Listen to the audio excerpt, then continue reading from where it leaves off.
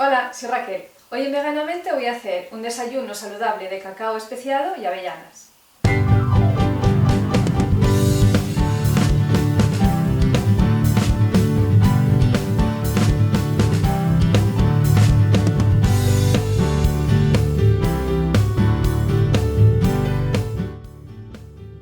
Para hacerlo vamos a necesitar unas avellanas tostadas, unos dátiles, canela y jengibre en polvo, cúrcuma, una pizca de pimienta negra, una pizca de sal, agua, cacao puro en polvo o algarroba o una mezcla de las dos.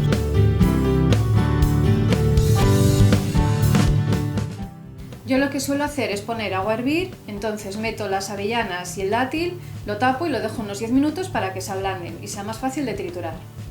En un vaso batidor ponemos el agua con las avellanas y el dátil, ponemos una pizca de sal, la cúrcuma, una pizca de pimienta.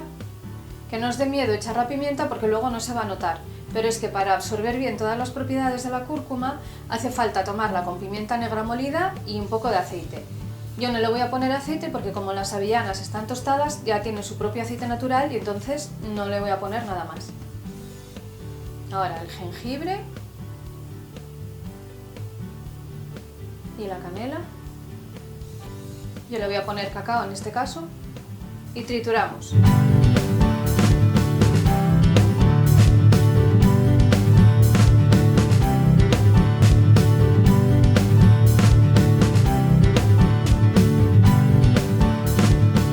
Y este es el resultado.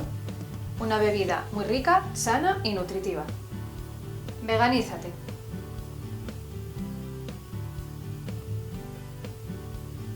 Así que si os gusta el cacao, esta bebida os va a encantar porque sabe a avellanas, sabe ligeramente especiado, pero no mucho, y además te sacia y te alimenta.